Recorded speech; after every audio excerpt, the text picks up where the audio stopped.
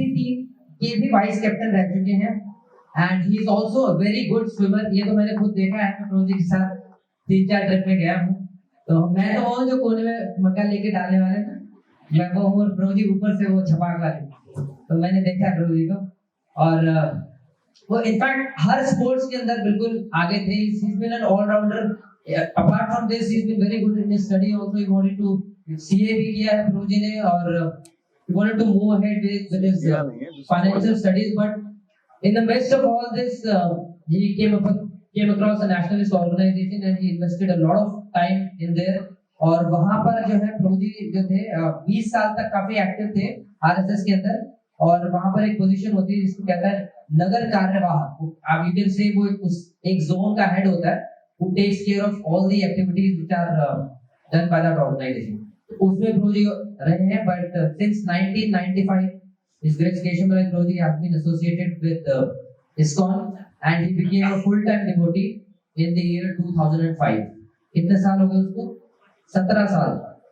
17 साल से full time है, लेकिन अप्रोक्सीमेटली 27-28 साल से प्रोजी ने अपना जो है पूरी एनर्जी लगाई ISKCON के अंदर। अब यहाँ पर ISKCON टेम्पल रोहिणी के अंदर स्पेशली हमारे जैसे आप जैसे जो यूथ हैं इनको इंस्पायर करते हैं। अपार्ट फ्रॉम दैट प्रोजी जो है तिहाड़ जेल के अंदर वहाँ के जो जेलर वगैरह वो भी इनवाइट करते हैं। प्रोजी कॉर्पोरेट स्पीकर भी हैं और बड़े बड़े एमपीज, एमएलएस और ब्यूरोक्रेट्स और बिजनेसमैन उनको भी प्रीच करते हैं। It is not an easy job, क्योंकि जो व्यक्ति जितना ऊंची पोजीशन में जाता है उसको प्रीच करना उतना डिफिकल्ट होता है। तो it takes a lot of purity to preach such a person. So इसलिए केशव राय प्रोजी इज नोन ऑल अक्रॉस। काफी पॉलिटिशियंस, बिजनेसमैन प्रोजी को ऑलरेडी जानते हैं। और अगर आप थोड़ा सा इसको न्यूज़ को फॉलो करते हैं तो प्रोजी काफी फ्रीक्वेंटली जो है न्यूज़ में, प्रिंट मीडिया में भी। So before we start off, let's have a huge round of applause for the great Keshav Rai Prabhu। आवाज नहीं आई, loudly क्या करते हैं? हरि बोल, हरि बोल, हरि बोल।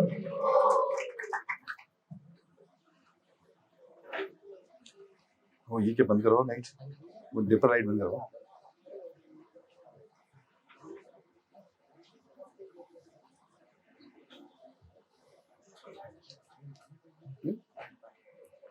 वैसे मैंने बोला आ जाएगा। काफी स्टूडेंट्स इकट्ठे हैं। हरे कृष्णा। मुझे भी फील हो रहा अभी आ रही ना आज। Hare Krishna. Thank you so very much. तो मैं जब ऊपर बैठा था तो मुझे प्रभु जी ने बोला था आइएगा, और कीर्तन है और फिर ड्रामा है, आप अपने लेक्चर के टाइम पे आइएगा। तो मेरे को लगा मैं ड्रामा भी देखना चाहिए। ड्रामा में काफी हमें जो है चीजें पता चलती हैं लाइफ के बारे में, क्या करना है क्या नहीं करना। तो ड्रामा अच्छा लगा आप लोगों को? तो बम्बई अब लैंग्वेज चल रही थी तो मुझे लगा कि मैं बीच बीच में कहीं जैसे इन्होंने शुरू करना, तो मुझे लगा कि हम भी कहें मतलब बीड़ू प्रभु जी जरा इधर हो जाओ, सर्किट प्रभु जी इधर आना जरा, तो ऐसा ना हो जाए। बोलिए हरे कृष्णा। तो आज हम लोग यहाँ सब इकट्ठे हैं कि हम लोग कुछ अपनी लाइफ में नया चाहते हैं, तो सीखना चाहते हैं।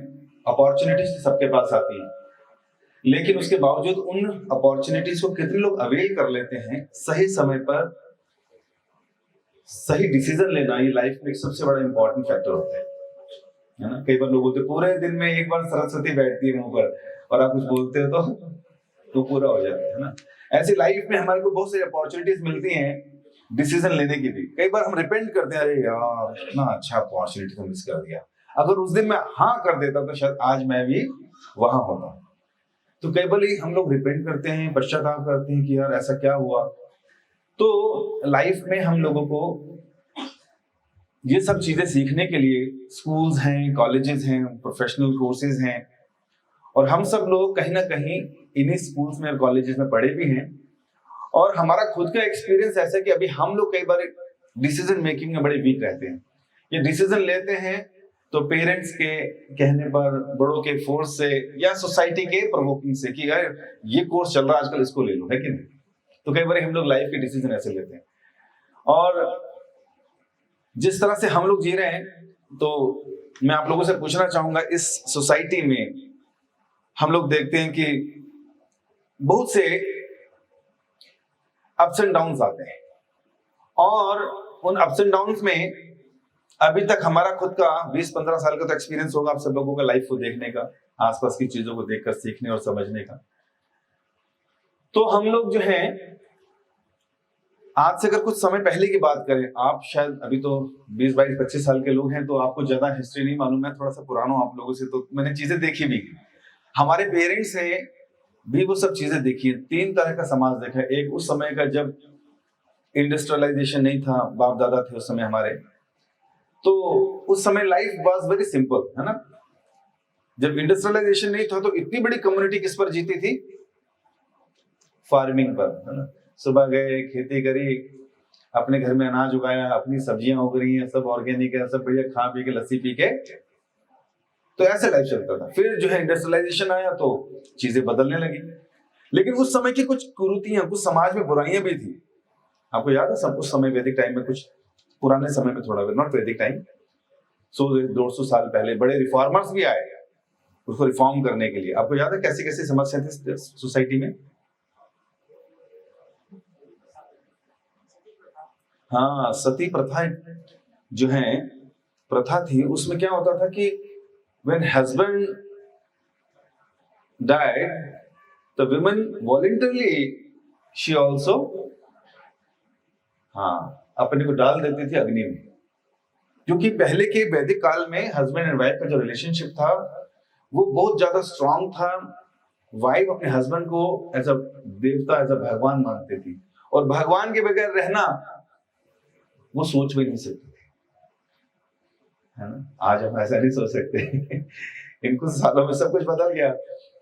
आज वाइफ ही कहती है कि माय हस्बैंड इज डिमन। है कि नहीं? या हस्बैंड ही कहता है यार मेरे घर में सारी प्रेत आत्माएं घूम रही हैं, है कि नहीं? तो उस समय की बात कर रहे हैं। तो सती प्रथा थी, लड़कियां अपने आप को सती कर देती। लेकिन बाद में क्या हुआ, जब ऐसा नहीं रहा तो लोगों को लगा भाई ये तो अब नहीं जाना चाह रही, फिर भी क्यों डाल रहे हैं इसको। तो फिर उसको रोकने की कोशिश करी, रिफॉर्मर्स आए और उन्होंने सती प्रथा को रोक लगाई। और क्या प्रॉब्लम थी? कास्ट सिस्टम, कास्टिज्म, जाति प्रथा का बड़ा चक्कर रहा अपने इधर। और उसमें जो है हम देखते हैं कि छुआछूत रहा, कास्टिज्म रहा, हमारे कुएं का पानी, हमारे मंदिर, हमारा जाति ऊंची नीची का प्रॉब्लम बड़ा रहा। और आज भी एग्जिस्ट करती है गांवों की तरफ। शहरों में सब एक जैसे होते हैं, पढ़ रहे हैं इकट्ठे स्कूल में तो चल जाते हैं, लेकिन अभी भी थोड़ा सा बाहर जाओ तो ये सिचुएशन फेस करनी पड़ती है। तो जाति प्रथा के लिए रिफॉर्मर्स आए। और क्या प्रॉब्लम होती थी? क्या था? शिक्षा, बाल विवाह, इसके बाल काटो, इसके बाल काटो, दोनों का नहीं। बाल विवाह का मतलब होता था कम उम्र में शादी करना। तो उसके जो है बेनिफिट्स भी थे और ज्यादा क्या हो गए, नुकसान भी होने शुरू हो गए। तो फिर लोग बात करने लगे क्या कि इन सब बुराइयों को कैसे समाप्त किया जाए। तो फिर क्या सॉल्यूशन दिए गए मालूम आपको?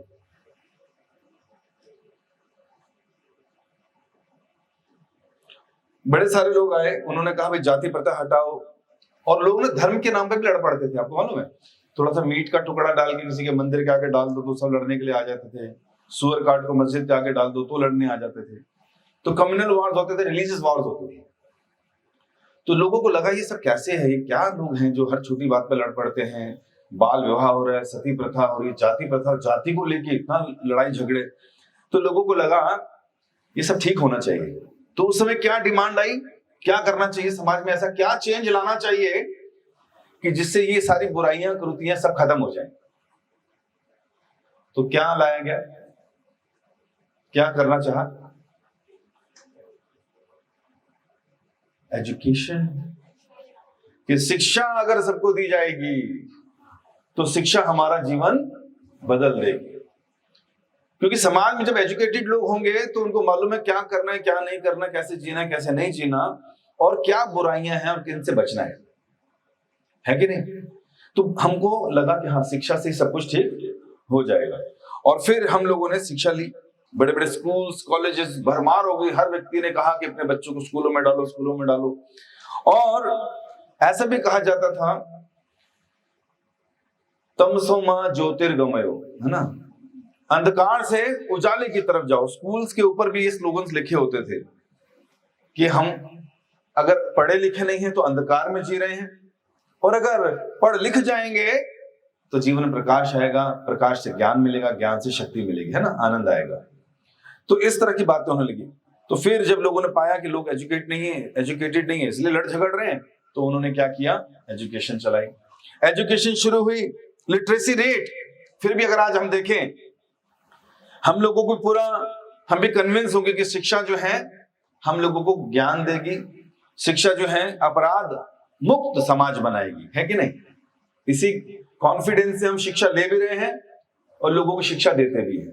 लेकिन अगर आज हम इन 50 सालों की बात करें तो भारत में जो लिटरेसी रेट है, अगर उसको देखा जाए तो पता चलता है कि इस समय 1941 से लेकर अगर देखें उस समय तो 16% एजुकेशन रेट था, लिटरेसी रेट था। लेकिन आज अगर बात करें 2022 में, तो इंडिया का जो लिटरेसी रेट है वो 77% है।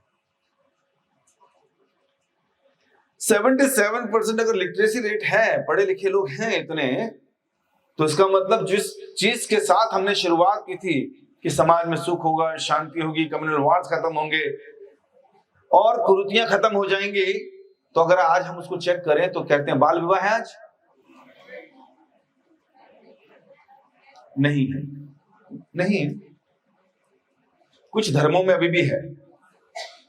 जैसे अभी मैं कल हाई कोर्ट की वो पढ़ रहा था, एक स्टेटमेंट, तो पर्टिकुलर धर्म में उन्होंने कहा जी इसमें क्योंकि ये कानून लागू होता है इसलिए ये लोग 13, 14, 15 साल में भी शादी कर सकते हैं। तो फिर वही बात होगी। तो अब उन सोसाइटी के लिए, उस धर्म के लिए रिफॉर्मर्स आएंगे, पता नहीं कब आएंगे, कैसा होगा, लेकिन अभी भी चल रहा है। तो लिटरेसी रेट बढ़ गया, लेकिन आज अगर हम देखते हैं लिटरेसी रेट बढ़ने से जो एजुकेशन सिस्टम हम लेकर आए, क्या उसने वो काम कर दिखाया जो हम चाहते थे? 3-4 चीजें आपने बोला, जाति प्रथा में थोड़ी कमी आई है, कास्टिज्म थोड़ा कम हुआ है, और सती प्रथा ऑलमोस्ट फिनिश हो गई, है ना। कई बार शादी के बाद जबरदस्ती करने की कोशिश करते हैं पति के रहते हुए भी, तो लड़कियों को फोन नंबर मालूम होता है कहां मिलाना है कि नहीं। तो कई बार माता पिता बात करते हैं जी, एक ने पूछा कैसा चल रहा है बच्चे की विवाह कराया था तुमने? कहते क्या कराया था? कर रहे हैं तीर्थ यात्रा। तीर्थ यात्रा मतलब? कहते नहीं, अभी तिहाड़ में थे, पेरेंट्स अभी सेक्टर 16 वाली जेल में आ गए।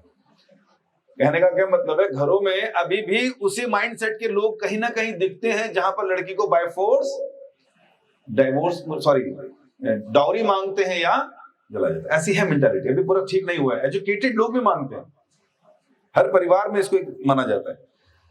तो क्या हुआ, अब जब हमारे पास एजुकेशन है तो सब कुछ होने के बाद भी क्या लगता है कि समाज अब प्रॉब्लम फ्री है?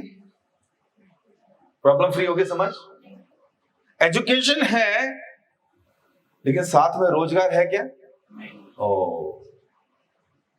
पढ़ लिख लिए और जॉब नहीं है तो क्या करेंगे? तो आज unemployment has become a biggest problem for the youth. भाई जॉब नहीं होगी, एंगेजमेंट नहीं है, पैसा नहीं है, पैसा नहीं होगा तो क्या होगा? शादी नहीं होगी, और शादी नहीं होगी तो सब ऐसे रह जाएंगे, है कि नहीं।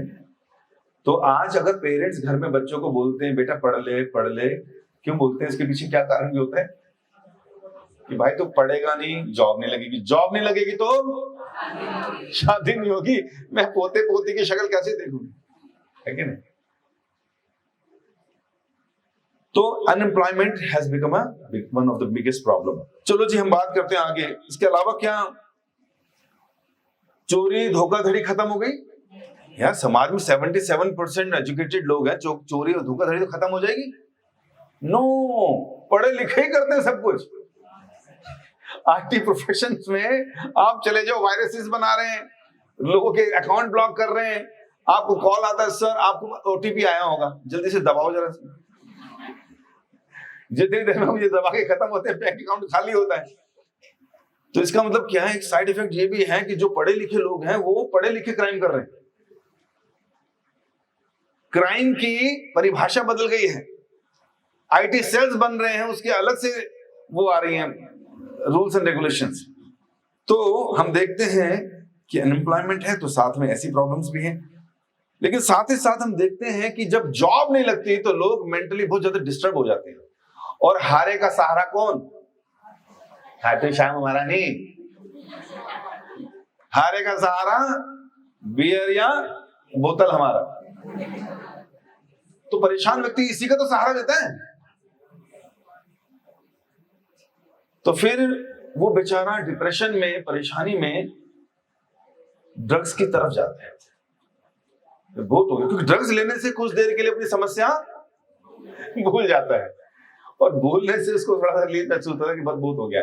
ऐसे ही अमेरिका में भी हो रहा था, जब प्रभुपाद जी वहां के सारे यंगस्टर्स चरस गांजा ले रहे थे। भूल जाओ। प्रभुपाद ने कहा भाई तू क्यों ले रहे? कहते तू स्टे हाई, इसको पीने के बाद लगता है ऊपर चल रहे। कहते जब उतर जाती है तो कहते फिर नीचे आते, फिर पी लेते, फिर ऊपर चले जाते हैं। ये चल रहा है ऊपर नीचे। तो कहीं ना कहीं हम लोग देखते हैं इंटॉक्सिकेशंस में भी हम लोगों का जो परसेंटेज ऑफ यूथ का है ये इतना तेजी से बढ़ रहा है। कह रहे इंटॉक्सिकेशंस का भी एक बहुत बड़ा अमाउंट आज हर यंगस्टर्स, पहले तो ये एकाधिकार था पुरुषों का, सिगरेट पीना, तंबाकू खाना और ड्रिंक लेना, और फिर जो इससे हाई लेवल के हैं चरस गांजा, है ना, ये सब चीजें। अब जो है समाज में आ रहा है woman liberation, we want 50 to 50, है ना, कंधे से कंधा मिला। अब कंधे से कंधा मिलाओगे तो समान सब कुछ वो दिखाई देगा। तो मैं पहले साउथ इंडिया में, साउथ दिल्ली साइड में जाता था, तब मुझे कुछ लोग ऐसे दिखाई देते थे गर्ल्स में जो हाथ में सिगरेट हो। और आज मंदिर से बाहर निकलता हूँ, रिठाला तक पहुंचता हूँ, तो वहां पर लोग मुझे मिल जाते बैठे हुए, एल्कोहल लेते हुए, हर तरह के इंटॉक्सिक लेते हुए। और आप सोचिए, पहले तो इसमें इस मार्केट में केवल बॉयज की तरफ से डिमांड थी, तो उसकी सप्लाई हो रही थी। अभी डबल हो गई है, अब सप्लाई बहुत ज्यादा हो रही है, डिमांड बहुत ज्यादा है। अच्छा, इसके पीछे हर पैक में लिखा भी होता है इंजूरियस टू हेल्थ, और वो शक्ल भी खतरनाक बनाई होती है। कई बार मैं देखता हूँ पड़ा इधर उधर छिलका होता है ना, तो उसमें लिखा होता है, और शक्लें भी बनाई होती, कैंसर हो जाएगा। एक व्यक्ति का कंपनी था गुटखा बनाने का, अखबार में मैंने पढ़ा, उसने अपनी कंपनी बंद कर दी। मुझे लगा वाह क्या दानवीर व्यक्ति है कि उसने गुटखे की कंपनी बंद कर दी। थोड़ा डिटेल में पढ़ा तो उसको खुद को कैंसर हो गया था, कि रोज चखता था वो, माउथ कैंसर हो गया था उसको। तब उसको लगा यार मुझे ही हो गया तो दुनिया को भी हो रहा होगा, तब जाके उसने बंद किया।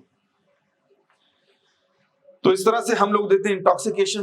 फिर टीनेज प्रेगनेंसीज। आज स्कूल्स में 5th 6th 7th के बाद, क्योंकि को एजुकेशन हो गया, हमें लगता नहीं कोई दिक्कत नहीं है, समाज आगे बढ़ रहा है, अब हमारे यहाँ पर सब इकट्ठे। No no no no no, it is always being a distraction. For a male is a female is a distraction, and a female for female a male is a distraction for her आगे तक पहुंचने में। लेकिन हम क्या देखते हैं, इसके साथ साथ बाल विवाह क्यों रोका था? क्योंकि छोटी उम्र में जब शादी कर लेते थे कई बारी, तो लड़की जो है सियानी हो जाती थी, उसको मालूम होता मैं घर के सारे काम सीखने, मम्मी की हेल्प कराती थी, और एक सर्टेन एज के बाद वो घर में जाती थी। लेकिन कुछ केसेस में क्या होगा, पहले जाना शुरू हो गया, और उस वजह से जब छोटी उम्र में उनको गर्भ ठहरता था तो फिर जान पर बन आती थी। तो इस चक्कर में उन्होंने कहा बाल विवाह रोक दो। लेकिन आज अगर टीनेज प्रेगनेंसी हो रही है और लोग अबॉर्ट करा रहे हैं छोटी उम्र में जा जाके, तो ये बाल विवाह से अच्छा है या बुरा है?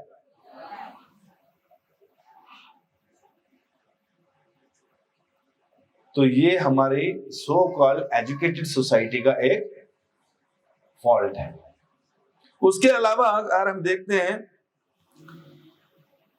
फिर विवाह भी होते हैं। विवाह होने पर आज एक सबसे बड़ी समस्या होगी कि विवाह होते हैं और फिर खत्म भी तुरंत हो जाते हैं। मैं हर जगह पिछले 15-20 लेक्चर्स में यही बोल रहा हूं, और ये मैं एग्जांपल दोबारा से देना चाहता हूं because you are new for this information. Luxembourg एक कंट्री है जिसका डाइवोर्स रेट है 82%। कितना? दूसरी कंट्रीज का 70, किसी का 65, किसी का 60, किसी का 50%, इंडिया का 1%। तालियां। 135 करोड़ का 1% निकालो, कितना हो गया? बहुत ज्यादा हो रहा है ना।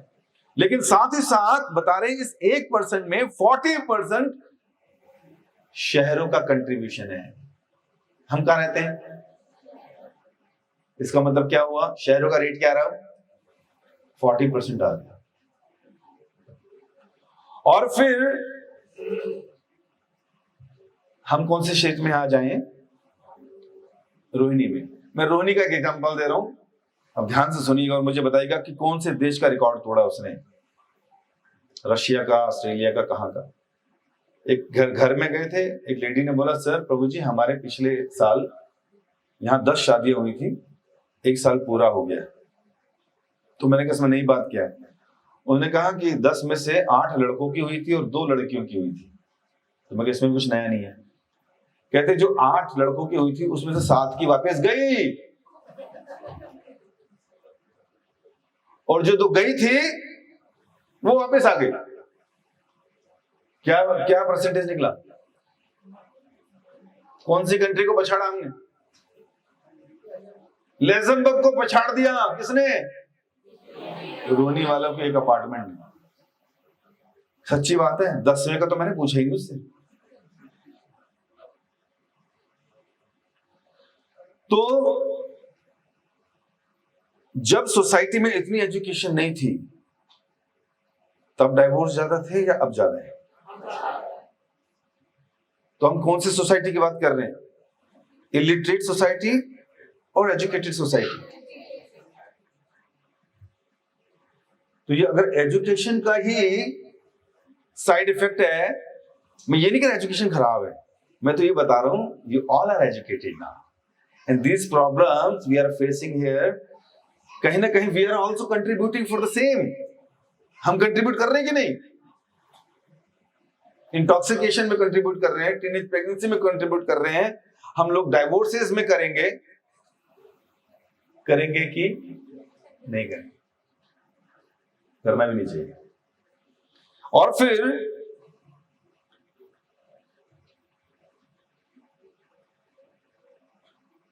और क्या बीमारी आ गई इससे? पहले के समय पे आप ध्यान दीजिएगा, बड़ी इंपॉर्टेंट चीज है। पहले के समय गांव के रहने वाले हैं कोई पीछे से? Very good, very good, very good. अच्छा, गांव में क्या होता है मालूम है?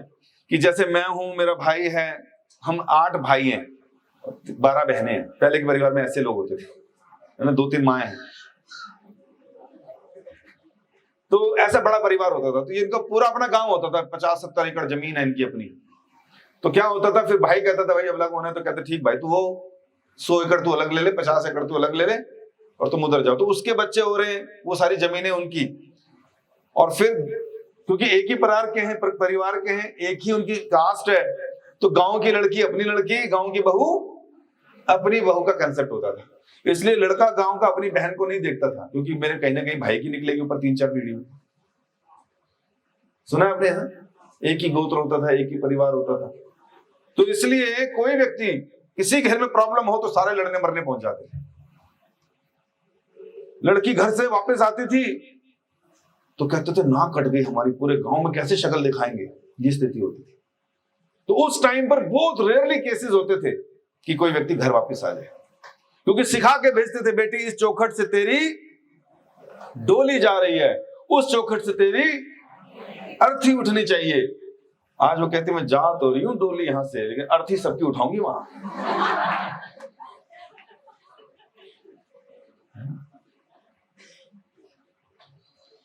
तो पहले लोग अनपढ़ थे लेकिन संस्कारित थे, तो परिवार बंधे हुए थे।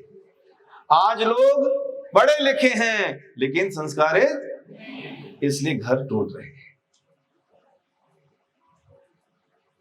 क्योंकि जो वैल्यूज होती हैं, जो एथिक्स होते हैं, जिससे लाइफ चलती है, जीवन में खुशी होती है, वो तो ले ही नहीं रहे।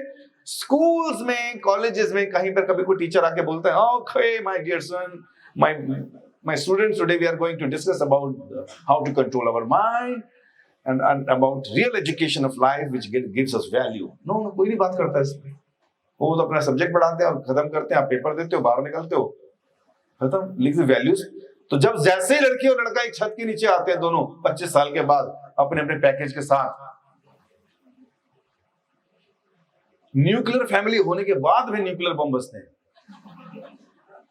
क्योंकि पहले लड़के लोग इनके साथ नहीं रहना, वो कहते इनके साथ नहीं रहना, मैं कहाँ रहूंगा, आप इधर रहो मैं इधर रहूंगा, नहीं तो आप जो है तीर्थ भ्रमण करो, नहीं करोगे तो जबरदस्ती कराएंगे, तो भी पटाखे बज रहे हैं।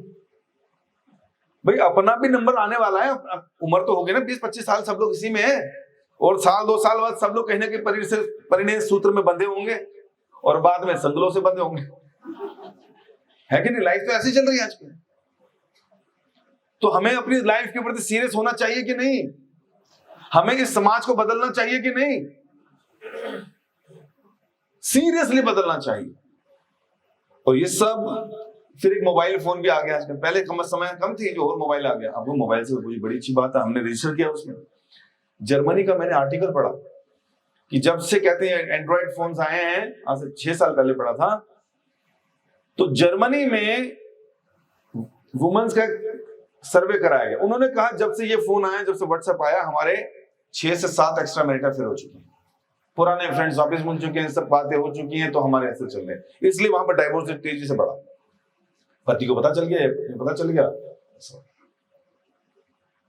फिर मोबाइल फोन पूरी दुनिया है आपके हाथ में, और आप एक क्लिक से कुछ भी गलत देख सकते हो, कुछ भी अपनी बुद्धि कहीं से भी खराब कर सकते हो। तो लोग जो हैं जब पॉर्न साइट्स पर जाते हैं तो उसका मन जो है व्यथित हो जाता है, वो एडिक्टेड हो जाता है, और फिर ऐसी चेतना के साथ जब वो मार्केट में घूमता है, लोगों को देखता है, इधर उधर झांकता है, तो क्या समस्या आती है कि वो कंट्रोल नहीं कर पाता अपने, और फिर क्या होता है, by force he capture someone and he try to rape. Delhi जैसी स्टेट को क्या बोलने लगे थे कुछ समय पहले लोग, कैपिटल ऑफ रेप्स। इतने रेप हो रहे। अच्छा, अब तो न्यूज बहुत सारी हो गई है, चैनल्स बहुत सारे हो गए, तो कहीं भी होता है तुरंत पहुंच जाते हैं, इसलिए लगता है बहुत सारे हो गए, लेकिन वो सब केसेस जहां पता ही नहीं चलते, तो सोचिए किस समाज में हम रह रहे हैं। ये तब है जब 77% लिटरेसी रेट है। पढ़े लिखे लोग चोरियां कर रहे हैं, पढ़े लिखे लोग रेप कर रहे हैं, पढ़े लिखे लोग शराब में कुछ मिलाकर, जॉब का झांसा देकर, कुछ ऐसा कर कर, कुछ वैसा कर कर गलत काम कर रहे हैं। और फिर ये सारी तो हो गई बातें, लेकिन इतना नहीं, यहां पर खत्म नहीं होती चीजें। कहते हैं टॉलरेंस लेवल भी खत्म होता गया लोगों का। आजकल कोई व्यक्ति टॉलरेट करके राजी नहीं, किसी ने पीछे 3 बार हॉर्न बजा दिया, व्यक्ति बाहर निकला, गन लेकर छाव मार दी, मैं I can't tolerate this horn. Husband wife घर, अच्छा एक चुटकुला भी इसमें, हस्बैंड वाइफ एक दिन झगड़े हो गए घर पे, एक कपड़ा कटा हुआ था, तो वाइफ कहती ये कैंची से कटा है, हस्बैंड कहता है चाकू से कटा है, इसके कॉर्नर ठीक नहीं कटे, कहते नहीं कैंची, कहते चाकू, कहते चैन की कैंची, कहते चाकू। आपस में दूसरे को धक्का मारने, वाइफ गिर गई, इधर उसने उसको धक्का मारा, आदमी गिर गया, लड़ते लड़ते बाहर आ गए, कैंची चाकू कैंची चाकू, करते करते नदी के पास आके धक्का मार दिया, औरत अंदर पानी में, वो डूब रही है लेकिन हाथ ऐसे से कर रही है। अरे भाई सहन कर ले भाई, कर दे चाकू, नहीं जीतना तो मैं नहीं। तो लोगों के अंदर एक दूसरे में विश्वास खत्म, सहनशीलता नहीं है, और इस तरह से इन सारी समस्याओं में आप देखोगे कि कहीं ना कहीं ये हम लोगों को मेंटली क्या कर देता है, हमको मेंटली हैंडीकैप कर देता है। और फिर एक न्यूज था जिसमें कहा था India will in the 2030 India will be the super power. Wow, लेकिन साइड में और न्यूज कॉर्नर पे था, उसमें लिखा था इन 2030 India will be the number 1 in mental disorders. मानसिक बीमारियों से सारे ग्रस्त होंगे और India will be number 1 in the world. क्यों? क्योंकि ये सारी समस्याएं हमारे साथ ही तो हो रही है। मैं किसके बता रहा हूं स्ट्रेटेजी, हमारे परिवारों में किसी न किसी के साथ 1 या 2-3 चीजें हो रही।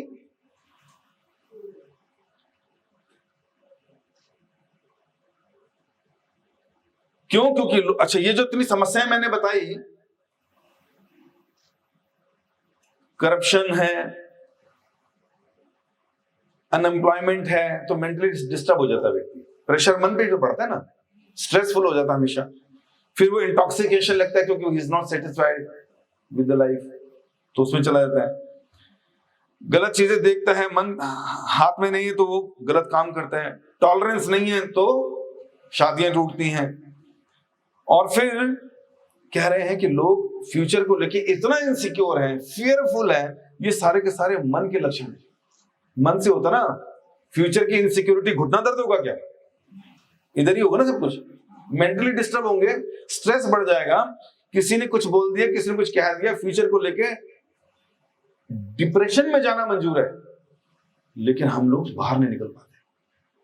आज मेंटल डिसऑर्डर के केसेस बढ़ते जा रहे हैं। किसी ने मुझसे पूछा कि, मैंने किसी से पूछा एक बार कि क्या आजकल फील्ड कौन सी अच्छी चल रही है, उसने कहा दो, एक डॉक्टर में सेक्रेटरीज के जॉब बड़ा अच्छा चल रहा है, हर तीसरा पांचवा आदमी उनके पास ही आ रहा है, और दूसरा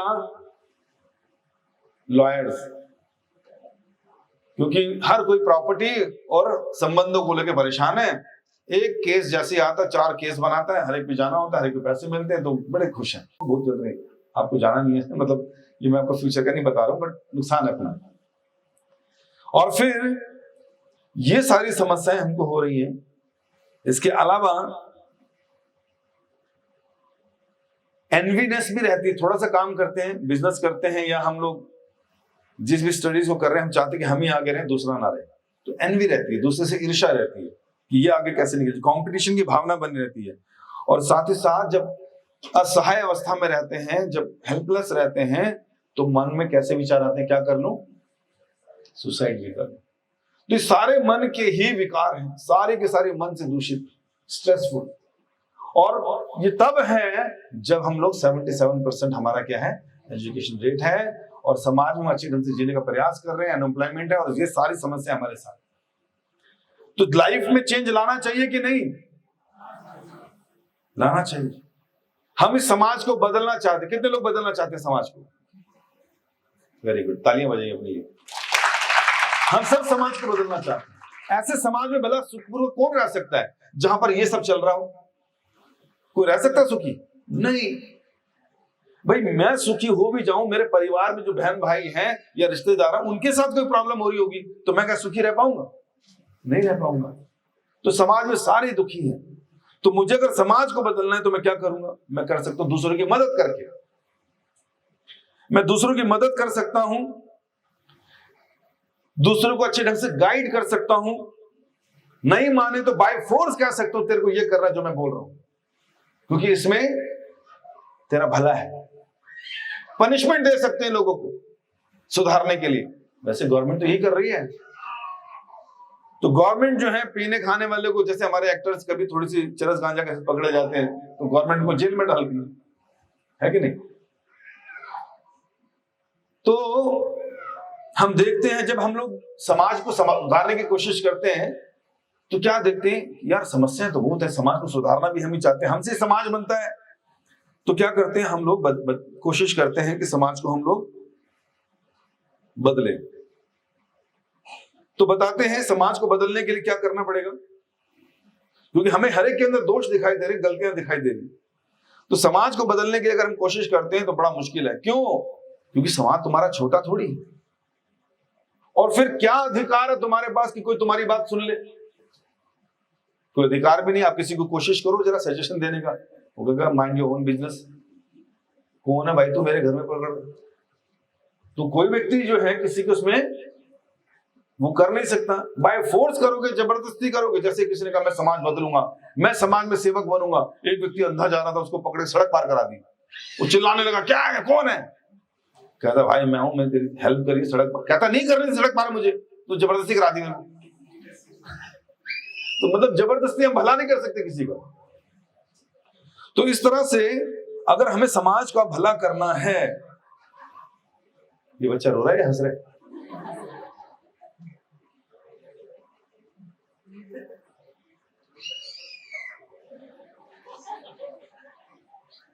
तो जैसे अगर हम समाज को बदलना चाहते हैं तो मुझे लगता है कि हम लोग बाय फोर्स या by guidance, because we don't have any authority, we can't forcefully by punishment नहीं कर सकते। अमेरिका में जब सारा चरस गांजा एलएसडी इत्यादि ले रहे थे तो उनकी गवर्नमेंट ने क्या किया, उनको जेल में डाल दिया, लेकिन जेल में तड़पने लगे, परेशान हो गए, दुखी हो गए, पुलिस वाले हेल्पलेस थे, उनको फिर बाहर निकाल दिया, डी-एडिक्शन कैंप्स में डाला, लेकिन वहां भी उनकी हालत खराब, फिर वो नहीं सुधरे, फिर सड़कों पर आ गए, फिर पीने लगे। तो इन आदतों को सुधारने के लिए हम फोर्स इस्तेमाल नहीं कर सकते। दूसरों को सुधारने के लिए कभी हमें लगता है ये गलत है, ये गलत। अच्छा, ये प्रॉब्लम क्या है? टॉलरेंस की, एंगर की, है ना, रिलेशनशिप की प्रॉब्लम सबके साथ चल रही है। मुझे लगेगा मैं दूसरे की हेल्प करूं, लेकिन अपने साथ ही प्रॉब्लम चल रही है। जैसे हम चाहते हैं कि सारे समाज में सब ठीक हो जाए, लेकिन ऐसा हो ही नहीं सकता। कहते हैं ना कि it's better to wear shoes. अगर सड़क पे ये पूरे ग्राउंड में कांटे ही कांटे, तो आप पूरे संसार को कारपेट से ढकने का प्रयास मत कीजिए, वो हो नहीं सकता। तो क्या कीजिए, आप शूज पहन लीजिए, अपने को बचाइए और दूसरे को करिए। जब फ्लाइट में हम जाते हैं तो क्या करते हैं, वहां पर जो एयर हॉस्टेस क्या बताती हैं कि पहले जब ऑक्सीजन का वो कम हो जाए तो क्या करो, ऊपर से मास्क गिरेंगे, तो पहले बच्चे को लगाना है या अपने को लगाना? तो वो कहते पहले अपने को लगा लो, कि हमें हमारे बच्चे से बड़ा प्यार करती है, बच्चे को लगा सकते पहले। अब लगाओ बच्चे को, ऑक्सीजन लेवल ज्यादा हो गया, उसको लगाते लगाते खुद लड़ जाएगा, वो भी लड़ जाएगा। इसलिए क्या बोलते हैं, पहले अपने को लगाओ फिर दूसरे को। तो अगर हमें इस संसार में चेंज लाना है तो that change should start from me. वो चेंज मुझे लाना है, अपने में लाना है। अगर मैं सारे समाज को बदलना चाहता हूं, हम सबकी रिस्पॉन्सिबिलिटी है टू चेंज आवरसेल्फ। जैसे शीशे पे, कार के शीशे पे एक धब्बा लगा था, उसने कहा जरा साफ करियो, पेट्रोल पंप साफ करता रहा, नहीं हो रहा, कहता ढंग से नहीं किया तूने, कहता सही अंदर लगाओ, शायद अंदर कोशिश करी, हटा ही नहीं। तो साथ वाले ने कहा तेरे चश्मे पे दाग है, इधर लगा हुआ, उधर नहीं है। इसका मतलब क्या है, यहाँ चेंज करना है, कमियां इधर है।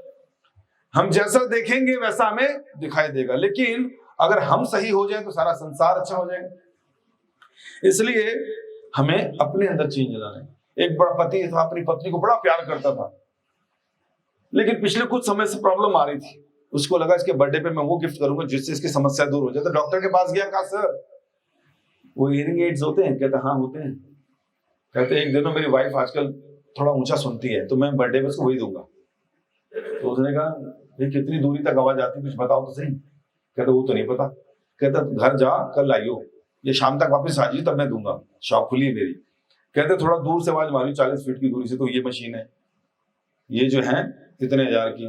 कहता फिर 30 से मारियो, फिर 20 से मारियो, फिर 10 से मारियो, 5। तो जैसी तेरी आवाज सुन लेगी तो समझ ले, मैं समझ जाऊंगा कौन सा पीस देना है। वो गया, अजी सुनती हो, आवाज ही ना अंदर से। तो फिर 10 फीट और अंदर गया, अजी सुनती हो, फिर आवाज नहीं आई। फिर अंदर गया 20 फीट, सुनती हो, नहीं बताया। 10 पे आके सुनती, 5 में, अरे सुनती हो, कहती 5 बार बोल दी, बोलो क्या काम है, बोलो क्या काम है, बोलो क्या काम है, कान तुम्हारे ठीक नहीं चल रहे क्या? तो समस्या कहां थी? सोच कैसे मैं रहा था, उसको लगा वो बहरी है, इसके खुद के कान खराब हो चुके थे। तो समाज में हमें दूसरों में तो दोष दिखाई देंगे, लेकिन प्रॉब्लम क्या है, शुरुआत अपने से करनी।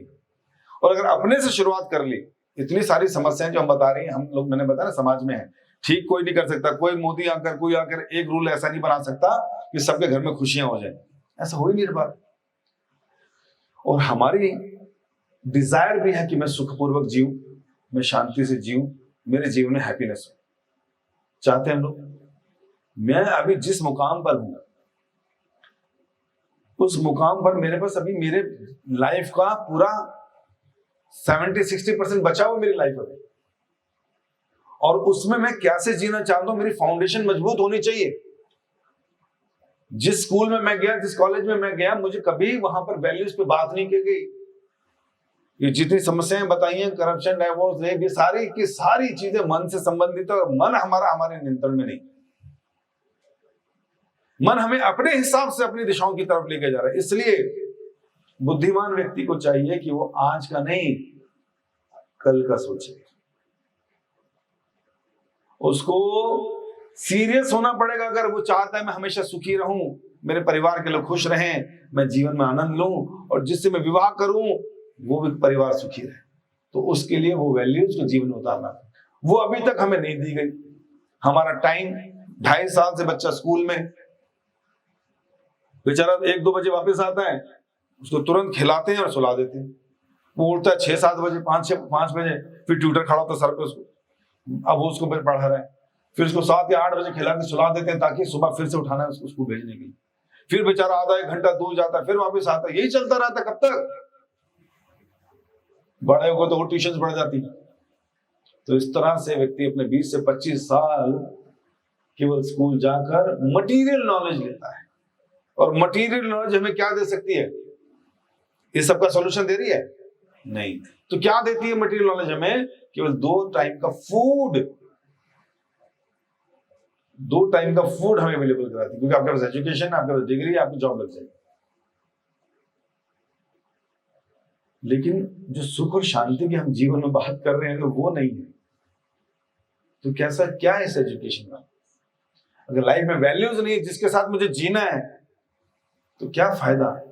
आप कैसे रह सकते हैं ऐसे परिवार में, ऐसे सोसाइटी में जहां हर व्यक्ति एनवियस है, हर व्यक्ति जो कंपटीशन कर रहा है, हर व्यक्ति आपको नीचे दिखाने की योजना बना रहा है, हर व्यक्ति नाक पे गुस्सा लेकर चल रहा है जो हमेशा गालियां देने को मजबूर, हर व्यक्ति जो है घर के आगे गाड़ी लगने पर लड़ाई करने को तैयार, कुत्ते बिल्लियों की तरह। ऐसे समाज में कैसे रह सकते हो? किसको बदलोगे? किसको बदलोगे? तो ये टर्बुलेशंस लाइफ में चलती रहेंगी। भगवान कृष्ण ने भगवत गीता की जब शुरुआत की तो अर्जुन वाज वेरी डिप्रेस्ड। 13 साल से योजना बनाने से लड़ना है, अपना राज्य छीनना है, वापस वो करना है। जैसे सामने आए, कहा कृष्ण जरा मेरा रथ दोनों सेनाओं के बीच में ले चलो। तो एक तरफ कौरव, एक तरफ पांडव, बीच में रथ खड़ा है। और अर्जुन ने देखा, रे इस साइड में तो मेरे अपने लोग हैं, मेरे गुरुजन हैं, मेरे वरिष्ठ लोग हैं, मेरे सीनियर लोग हैं, मेरे भाई, मेरे भ्राता, मेरे चाचा, मेरे, किसको मारूं? ये मेरे अपने ही तो है। कहते मैं नहीं लड़ूंगा कृष्ण। भगवान ने कहा, यार 13 साल से योजना बनाई थी, सारे असुर एक साइड कर दिए, सारे धार्मिक लोग एक तरफ कर दिए, तू कह रहा मैं युद्ध नहीं करूंगा? कहता मेरा गला सूख रहा है, मेरा सर चकरा रहा है, मेरा गांडी मेरे हाथ से छूट रहा है, मैं नहीं जानता मेरे लिए क्या करने हैं, क्या करनी है, क्या नहीं करनी।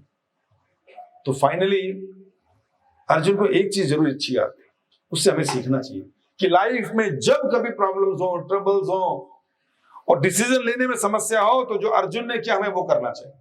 क्या किया अर्जुन ने? अर्जुन ने कहा, कार्पण्य दोषो उपहत स्वभाव पृच्छामि धर्म सम्मूढ़ चेता यत् श्रेया स्यात् निश्चितम भूमितल में शिष्यस्तहम शादिमाम त्वाम प्रपन्नम। हे कृष्ण, मैं अपनी कृपण दुर्बलता के कारण मेंटली बहुत वीक हो गया हूं, तो उसके कारण मुझे पता ही नहीं चल रहा मेरे लिए सही क्या है, गलत क्या है। मेरे लिए जो सही है वो आप मुझे निश्चित रूप से आप बताएं, मैं क्या करूंगा? मैं आपको सरेंडर कर रहा हूं। शादी माम त्वाम प्रपन्न, मैं आपकी शरण में आ गया। अब आप मेरे गुरु हैं और मैं आपका शिष्य हूं। मतलब you become the driver of my life, you drive my life, you guide me, क्या करना क्या नहीं करना। तो जैसे भगवान के हाथ में स्टीयरिंग आया तो उन्होंने कहा, जो तुम ये कह रहे हो ना मैं नहीं मारूंगा, अपने धर्म से विमुख हो रहे हो, तो पहले तो ऐसी बात मत करो, नंबर 1। नंबर 2 कहा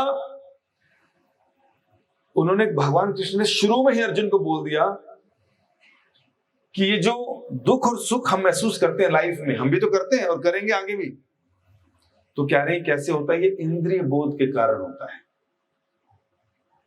सेंसेस जब सेंस ऑब्जेक्ट से मिलती हैं, मन उसके पीछे है, संसार को अपना समझता है, तो लाइफ में हर टर्बुलेशन हमें अपनी लगती है।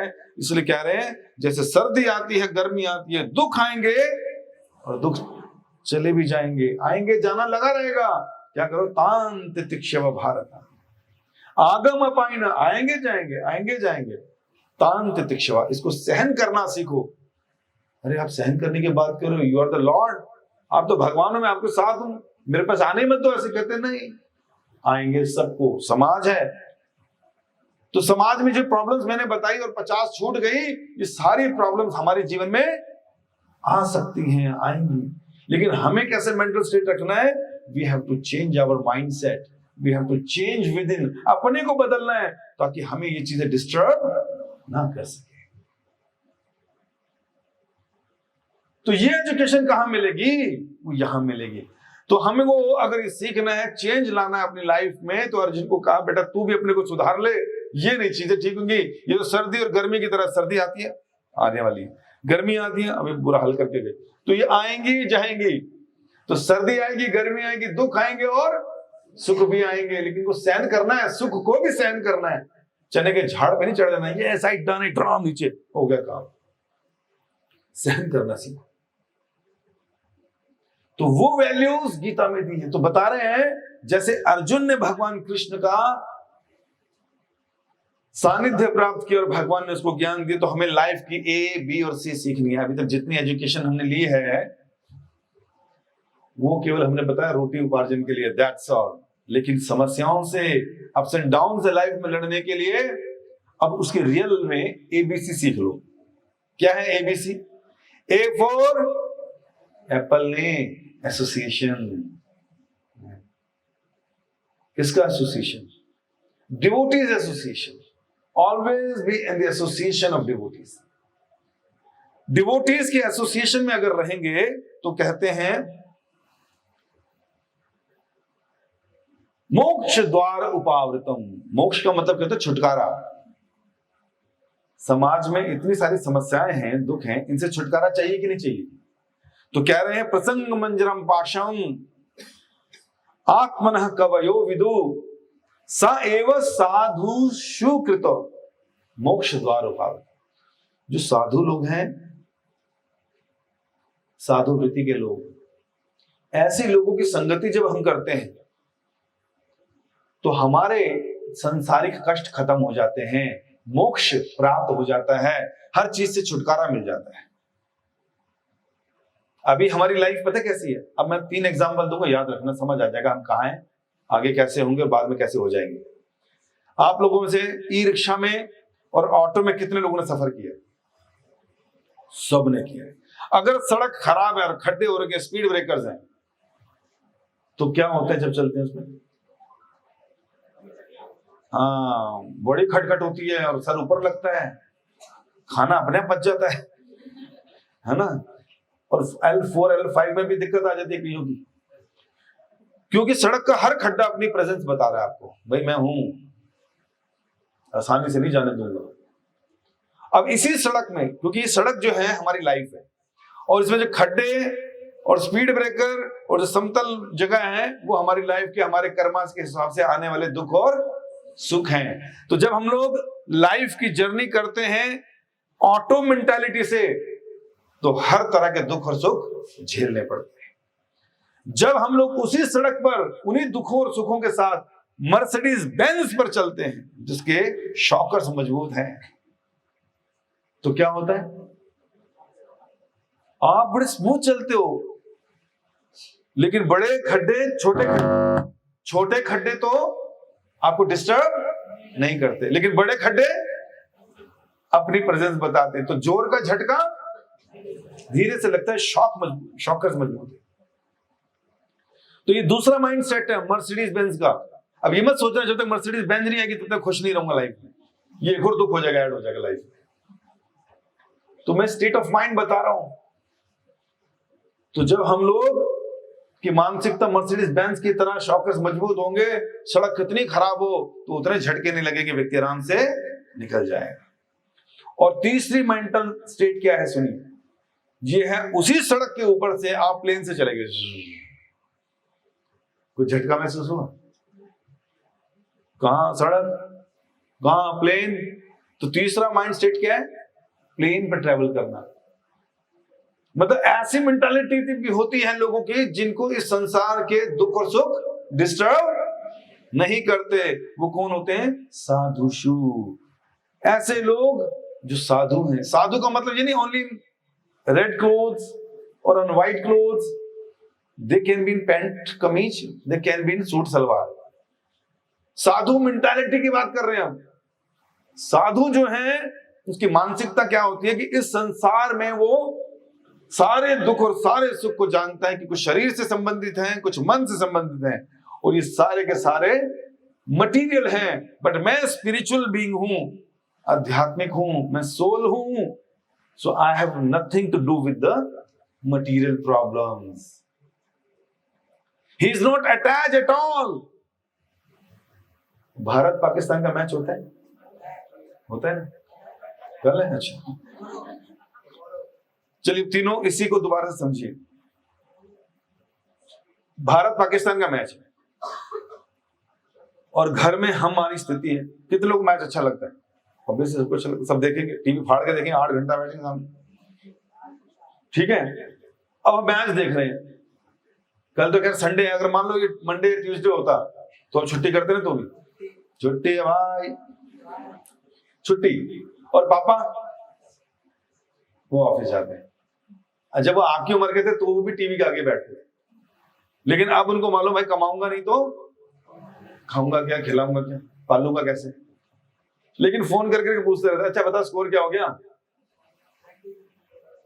ठीक चल रहा है कि नहीं चल रहा, अच्छा आउट हो गया भाई, मैं तो क्या ही रहा था, चल ठीक है अगला देखते हैं क्या।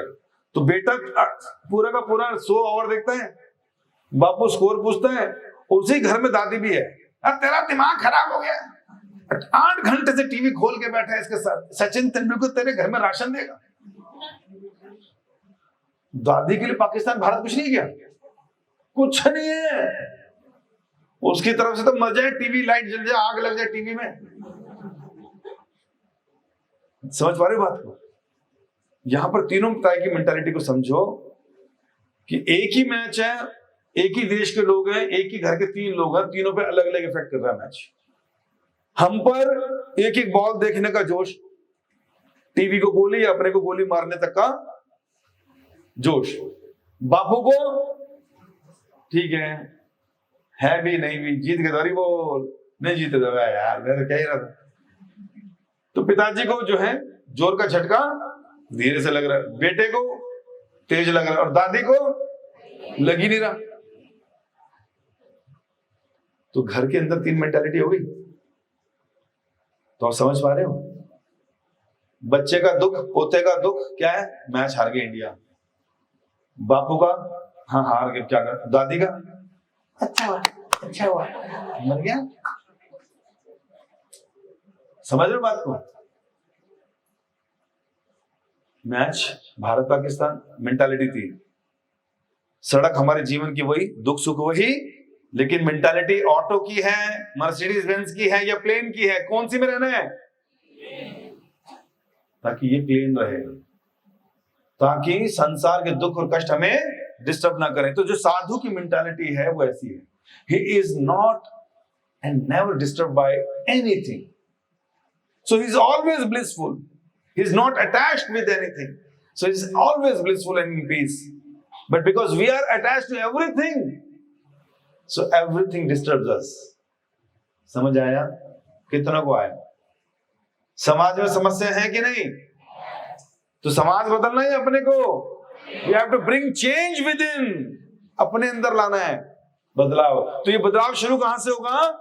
जब हम लोग साधु की संगति में आएंगे। तो साधु इन द सेंस कि इस तरह के प्रोग्राम्स हमें हमेशा अटेंड करने हैं। Whenever there is message, we should go, we should attend the program, associate करें so that कि हम लोग उन वैल्यूज को सीख सकें।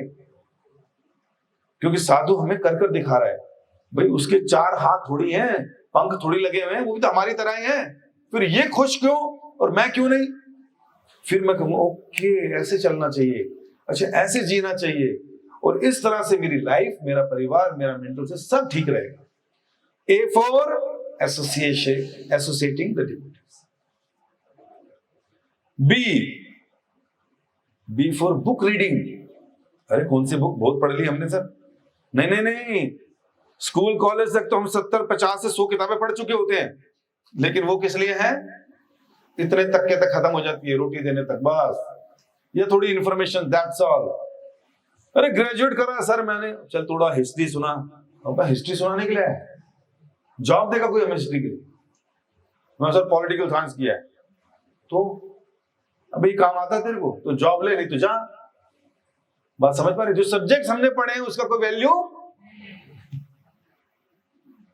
अब शायद गवर्नमेंट सोच रही है यार 15 साल लोगों को खराब करना, कुछ स्किल सिखा लो, इसलिए अच्छा कुछ सीख लेते तो 4 पैसे तो कमाता। तो book be for book reading. और विच बुक? Spiritual book. कौन सी book? Bhagavad Gita is the essence of all the scriptures. या तो सारे पढ़ लो या एक ही पढ़ लो। तो जब बुक रीडिंग करेंगे तो it will really bring change with in, क्योंकि आपको बुक भगवत गीता पढ़कर अब ज्ञान आने लगा है, क्योंकि उसके अंदर सारी वैल्यूज हैं। ये जो एंगर आता है ये कैसे आता है, इसको कंट्रोल कैसे करना है। सारे घरों में झगड़े जो होते हैं, लड़ाइयां जो होती हैं, जो कोर्ट में केसेस चल रहे हैं, इट इज जस्ट बिकॉज कि we don't know how to act और रिएक्ट। तो लर्न हाउ टू एक्ट, कर्म कैसे करना है, हाउ टू रिएक्ट, किसी बात को, किसी व्यक्ति को कैसे रिएक्ट करना है। अगर हम नहीं जानते तो क्या होगा? आपने ऐसा कहा, उन्होंने ऐसा कहा, और इस तरह से जो है सारे झगड़े जनरली शब्दों के होते हैं, लेकिन भगवान सिखा रहे हैं ऑस्टेरिटी ऑफ स्पीच, कि कुछ बोले तो कैसे बोले। अभी हमें मालूम नहीं कैसे बोलना है, तो इसलिए झगड़े हो जाते हैं। तो एंगर है, टॉलरेंस है, ऑस्टेरिटी ऑफ स्पीच है, ये सारी वैल्यूज हमें भगवत गीता में दी। तो जब हम पढ़ते हैं तो हमें पता चलता है what is knowledge and what is not, what to do, what not to do, what is right, what is wrong. जब हमें इसका ज्ञान हो जाता है तो अपनी लाइफ के डिसीजन लेने में हमें कोई दिक्कत नहीं आती। सही क्या है, गलत क्या है, अब मालूम पड़ गया जी।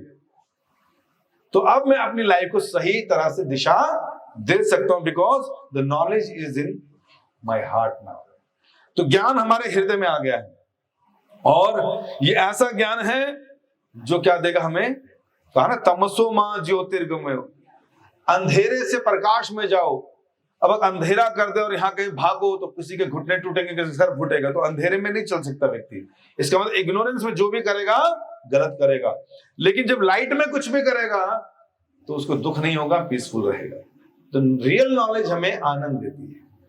तो हमें अगर चेंज लाना है अपने अंदर तो उस नॉलेज को पहले अंदर लाना पड़ेगा, so that we can act nicely and work wisely, जो भी है। इस तरह से हमें ये करना है। तो डिसीजन मेकिंग आ जाएगा, नॉलेज आ जाएगी, क्या करना है क्या नहीं करना। तो A for association, B for Bhagavad Gita reading, and C for chanting. C for chanting, chanting मतलब जप करना। अरे जप करना प्रभु जी, इस उम्र में जप कराओगे हमसे? ये कोई उम्र है ये सब माला मुला पकड़ने की? अरे भाई, बुढ़ापे में किसी को देखा जप करते हो आपने बाहर? जो ये बोलता है जवानी में नहीं करते, उसका बुढ़ापा देख लेना। वो बुढ़ापे में भी, रिटायर होने के बाद भी आपको पार्कों में मिलेगा।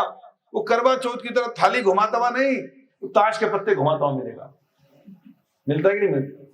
हमारे घर के लोग हैं पार्कों में टाइम बिता रहे हैं, उनको बोलो नाम नहीं लाया, नाम नहीं लेते हैं। ये कोई उम्र है? बुढ़ापे में भी कहते हैं कि उम्र है, ये महाराज साथ में खड़ा ले जाने के लिए। तो बुढ़ापे तक जो हमने किया, practice makes a man perfect, तो वो उल्टे सीधे काम में परफेक्शन आ चुकी। तो अब गीता विता नहीं पकड़ सकता वो। तो गीता पकड़ने की सही उम्र तो 5 साल बताई है, लेकिन हम लेट हो चुके हैं 15 साल। तो कोई बात नहीं, जब आंख खुले तभी सवेरा। तो अभी से माला जप शुरू कर सकते। क्यों? क्योंकि जितनी समस्याएं हमने देखी वो सारी मन से हैं। मन हमारे नियंत्रण में नहीं है। मन के अंदर कंटैमिनेशन बहुत है, पास्ट एक्सपीरियंस एंड थॉट्स बहुत हैं, इसलिए वो हमको प्रवोक करता है और हम ऐसे एक्ट कर डालते हैं। क्रोध आ जाता है, लोभ बढ़ जाता है, इनटॉलरेंस रहती है, सारे मन के विकार हैं। फियरफुल रहते हैं, इनसिक्योर रहते हैं, कंपटीशन की भावना रहती है, स्ट्रेस में रहते हैं, डिप्रेशन में चले जाते हैं, सारे मन के विकार हैं। तो मन जब तक शुद्ध नहीं रहेगा हम सुखी। तो मन को सही करने के लिए मंत्र मतलब त्रायते इति मनः, जो मन को डिलीवर कर दे इन सब एंजाइटी और दुखों से, उसके लिए मंत्र जपना पड़ेगा। और मंत्र क्या है? Hare Krishna Krishna Krishna Hare Hare, Hare Ram Ram Ram Hare Hare. It will bring a big change in our life. Prabhupada ji जब अमेरिका गए, उन चरसियों को देखा, गंजेड़ियों को देखा, उनको देखा लाइफ ही खराब है, पुलिस कुछ नहीं कर पा रही, गवर्नमेंट कुछ नहीं कर पा रही। प्रभुपाद ने कहा क्यों पीते हो भाई? कहते तो स्टे हाई। कहते उसके बाद जब ये उतर जाती, कहते हम लोग फिर नीचे आ जाते हैं, again we take drugs and to feel stay high. Prabhupada ने कहा मेरे पास भी एक ड्रग है। कहते अच्छा कौन सी वाली? कहते हैं उसको लेकर ना you will stay high for ever, एक बार पियोगे फिर नीचे नहीं उतरोगे। कहते अच्छा, कल शाम को आना 6 बजे। आगे कीर्तन कराया, हरे कृष्ण महामंत्र कराया, थोड़ा लेक्चर दिया, रसगुल्ला खिलाया, रोज आने लगे। हाथ की बोतल खत्म हो गई, हाथ में माला आ गई, जीवन बदल गया।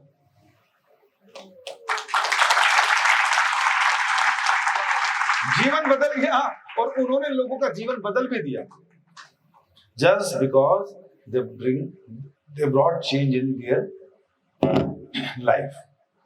तो ये लाइफ की एबीसी याद रखिए। Regular association, weekly association, girls के लिए अलग क्लासेस, बॉयज के लिए अलग क्लासेस, वीकली क्लासेस चलती हैं हमारी।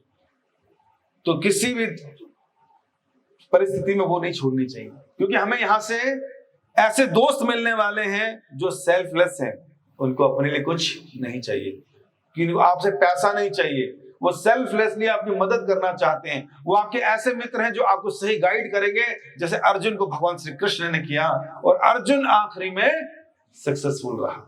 अगर हम भी लाइफ में सक्सेसफुल रहना चाहते हैं, जो चेंज लाइफ में इस सोसाइटी में देखना चाहते हैं, पहले उसे हमें अपने अंदर लाना होगा। उसके लिए 3 चीजें करनी पड़ेंगी, association, Bhagavad Gita reading and chanting. और ये रेगुलर करते रहें। बी और सी तब तक चलता रहेगा जब तक ए चलेगा, ए और सी तब तक चलेगा जब बुक रीडिंग होती रहेगी, और चैंटिंग चलती रहेगी तो दोनों चलते रहेंगे। तो तीनों ही करने हैं। ये है हमारी स्पिरिचुअल लाइफ की A, B and C. Thank you so very much. Hare Krishna.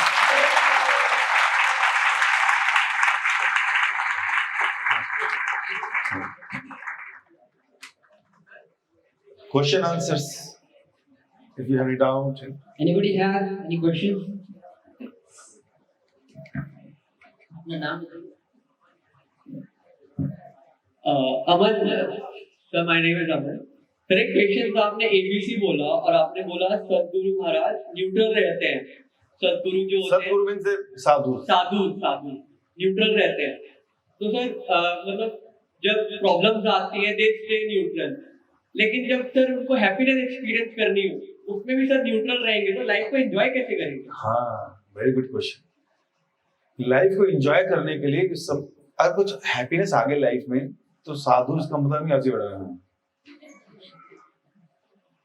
ऐसे करेगा भाई, वो मुस्कुराएगा, यस अच्छी बात है।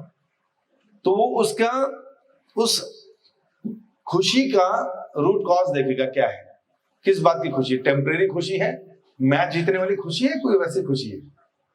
वो खुश होगा कि wow this guy has come in Krishna consciousness, तो हैप्पी, इसने अपनी लाइफ बचा ली, इसने नशा छोड़कर भगवान का नाम का जप शुरू कर दिया।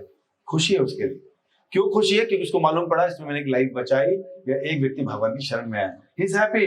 बट पटाखे नहीं फोड़ेगा, छतों पे कूदेगा नहीं, ऐसा कुछ नहीं करेगा वो। ही इज हैप्पी, उसको मालूम है कि इट्स पार्ट ऑफ लाइफ। लेकिन जब दुख आएगा, ओहो एक भक्त आया था, उसको लगा ये सब बेकार की बातें, छोड़ के चला गया, तो दिल में दुख होगा कि अच्छा भला आया था भगवान के पास, फिर माया ने उसको अपनी तरफ खींच लिया, तो दुख भी होगा उसको। लेकिन वो इस तरह का दुख नहीं है जैसे हम हाय मैं लुट गया, हाय मैं बर्बाद हूं, ऐसा नहीं है। वो व्यक्ति समभाव रहता है, उसको मालूम है कि हर व्यक्ति अपने कर्मों का और अपने फ्यूचर का जो उसका लिखा है डेस्टिनी, उसके हिसाब से चलता है। लेकिन हम उस डेस्टिनी को भी चेंज कर सकते हैं, उनको भगवान की शरण में लाकर। तो डिवोटीज हमेशा हैप्पी रहते हैं, हमेशा खुश रहते हैं, और दुख उसको इस बात का होता है कि जब सारे लोग भक्ति नहीं कर रहे होते। तो ये ट्रांसेंडेंटल दुख है और ट्रांसेंडेंटल दिव्य खुशी भी है। इसलिए साधु न्यूट्रल रहते हैं, समभाव रहते हैं, लेकिन हमेशा आनंद रहते हैं। आनंद का मतलब वो ब्लिस ले रहे होते हैं जो संसार की ब्लिस से अच्छा होता है। ठीक है, इधर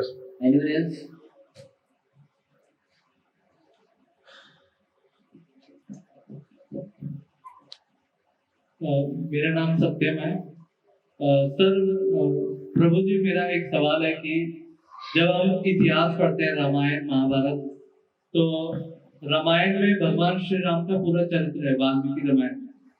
लेकिन महाभारत में भगवान श्री कृष्ण का अर्जुन के साथ मित्रता रहा, तो उससे पहले का जीवन भगवान श्री कृष्ण का पूरा चरित्र कहाँ से पढ़े, कौन सी बुक है जिससे हम पढ़े? धन्यवाद। श्रीमद् भागवतम में 12 कैंटोज हैं, 12 स्कंद है किताबों का, 18 बुक्स हैं बड़ी बड़ी। तो उसमें भगवान श्री कृष्ण के सारे अवतारों के बारे में वर्णन है, लेकिन स्पेसिफिकली 10th कैंटो जो है उसमें भगवान श्री कृष्ण का अवतार लेने के कारण से लेकर, और 10th कैंटो उसके आखिरी के 11th कैंटो के फर्स्ट चैप्टर में भगवान के यहाँ से जाने तक की सारी लीलाएं, तो उसमें सारा वर्णन मिलता है। बाहर मिल जाएगी, कृष्णा बुक है, इतनी मोटी है, कृष्णा बुक के नाम से। एक Radha Krishna. Yes yes.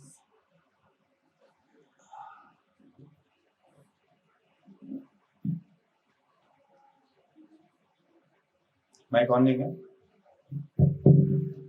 Hare Krishna, sir. My name is Nishita, and sir, there have been like मेरे जो cousin brother हैं, उन्होंने मुझे introduce किया था towards Krishna consciousness, and I have tried to stick to it.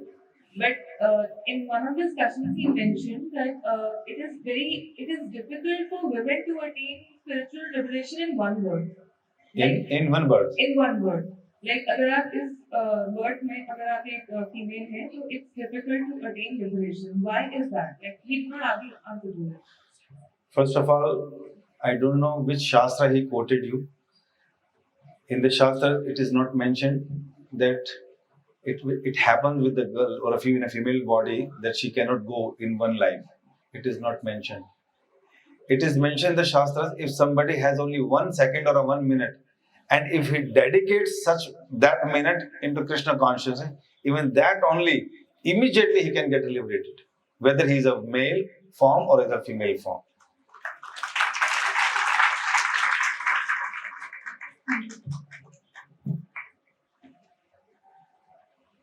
Anything else?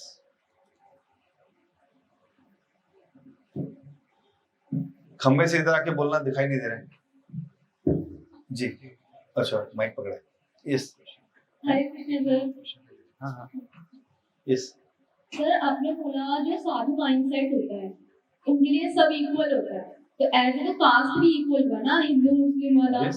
But still बहुत सारे ऐसे लोग हैं जो अभी भी मुस्लिम जिस एरिया में मुस्लिम होते हैं उस एरिया में कन्वे नहीं करते कि जा भी सकते हैं वो लोग। Like my father is also this, पर वो मुस्लिम लोगों के घर का खाना का कैसे आ जाए विदाउट अनियन और गार्लिक, वो कभी घर में ऐसा अलाउ नहीं करती कि घर के बर्तन में हम उनको खा पाए। देखिए, मैंने बताया हर एक का माइंडसेट है, पुराने लोगों को हम समझा नहीं सकते। अभी मैंने साधु मेंटालिटी बताई, फिर मैंने ये भी बोला कि साधु का केवल मतलब ये नहीं रेड और व्हाइट, मेल और female, everyone can be A Sadhu, but वो क्वालिटीज और वो गुण उनके अंदर होने चाहिए, वो साधु है। फिर जो अच्छी क्वालिटी के साधु हैं, फिर नॉर्मल क्वालिटी के भी लोग हैं, वो भी सैफरन में हैं, वो भी दाढ़ी मूंछ वाले हैं, वो भी साधु हैं, वो भी मौलवी हैं, कहीं हर तरह के लोग होते हैं।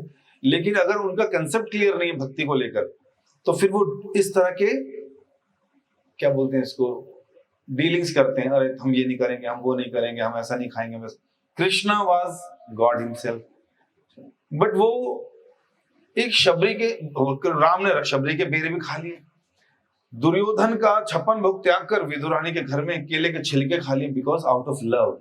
सो where there is love there is bhakti, God attracts and even sadhu attracts towards that.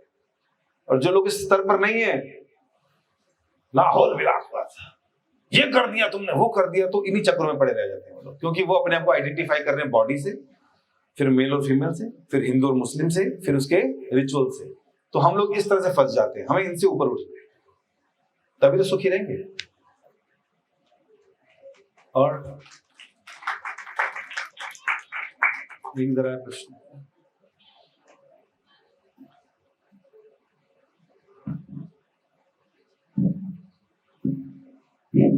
हरे कृष्ण प्रभु जी। जी प्रभु जी, आपने कहा association Bhagavad Gita reading and chanting, but अगर हमारे पास एसोसिएशन ही नहीं है डिवोटीज की, हमारी फैमिली भी नॉन डिवोटीज है या कोई देवी गॉड्स को पूजा करती है, और वो ये कहते हैं कि भगवान हर जगह है, चरित्र में है, मूर्ति में नहीं है, ये सब बातें होती रहती है।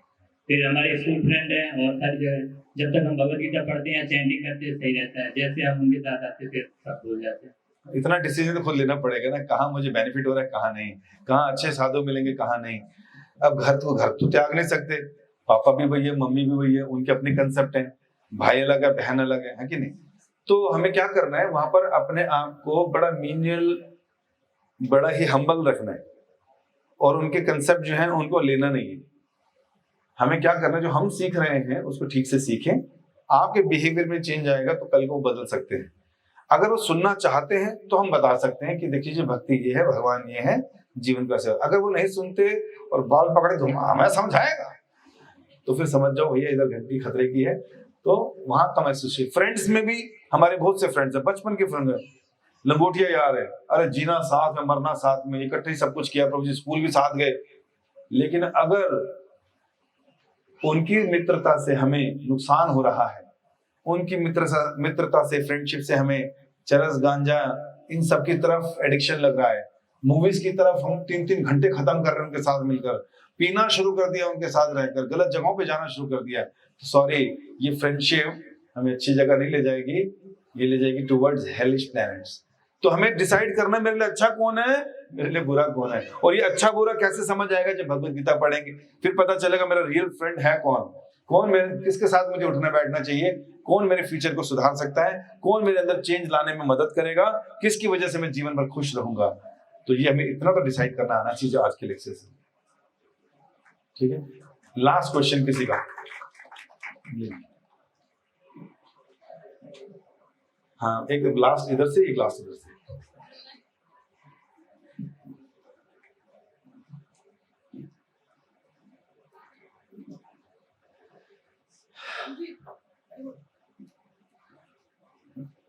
बोलिए, माइक कैसे ठीक कर? हेलो, हरे कृष्ण प्रभु जी। प्रभु जी, मेरा ये सवाल था कि अपनी अपेक्षाओं को कैसे कंट्रोल करें। मतलब जैसे जब हम एक जॉब स्टार्ट करते हैं तो हमारी कुछ से अपेक्षाएं बढ़ने लगती हैं कि हम और कुछ भी कर सकते हैं, इससे ज्यादा कर सकते हैं, और स्टार्टअप्स में काम करो, तो ये फिर स्ट्रेस पैदा करती है हम यंगस्टर्स के बीच में। तो इन्हें कैसे ओवरकम करें और ध्यान में रखकर अपने काम पर करते रहें, ताकि ये स्ट्रेस ना दे, हम आगे बढ़े, इन्हें स्ट्रेस में ना ले। Thank you. तो बड़ा अच्छा प्रश्न है, एक प्रैक्टिकल क्वेश्चन है कि भाई हम लोग कई चीजें करना चाहते हैं, एस्पिरेशन बहुत है लाइफ में, और चाहते हैं कुछ बड़ा कर दिखाएं, है कि नहीं? और फिर जब वो पूरी नहीं होती है तो परेशानियां भी होती है। तो मैंने वही बताया कि हम लोग देखिए, जब साधु संगति में होंगे तो हमें पता चलेगा हमारे लिए सही क्या है, गलत क्या है, नंबर 1। नंबर 2, इस लाइफ में जितना एक्सपेक्ट करेंगे तो हम लोग अपना दुखों का दायरा बढ़ा रहे हैं। जैसे मैं अगर यहाँ बैठा हूँ, अब मैं 50 चीजें सोच लूँ, काश मेरे पास मर्सिडीज बेंज होती, काश मेरे पास हार्ली डेविडसन की बाइक होती, काश मेरे पास गूगल में जॉब होती, काश मेरे पास 10 गर्लफ्रेंड होती, काश मेरे पास, बढ़ा रहा हूँ अपनी जितनी मर्जी इच्छाएं बढ़ाई जाओ बैठे बैठे। तो जो जो चीजें नहीं पूरी होंगी अब दुखी होते रहोगे, अब दुखड़ा रोते रहो अपना, हाय ये नहीं मिला, हाय वो नहीं मिला, हाय ये नहीं मिला। तो लाइफ हमारी अपने आप ही वहां ले जाएगी हमें, जो हमारी डेस्टिनी में लिखा है। लेकिन डेस्टिनी चेंज हो जाती है जब भगवान का नाम जप करते हैं, साधुओं के संग में रहते हैं। तो डेस्टिनी चेंज का मतलब है वो अच्छे के लिए चेंज होती है, ना कि गलत के लिए। तो जब हम लोग एक्सपेक्ट कम करते हैं, लिमिटेड रखते हैं, तो हमारे जीवन में सुख अपने पे आ जाता है। ज्यादा हो, कहते हैं ना, आशा ही निराशा का कारण बन जाती है। तो इस तरह से बचने का प्रयास करना चाहिए। ठीक है, धन्यवाद। लास्ट क्वेश्चन साइड से।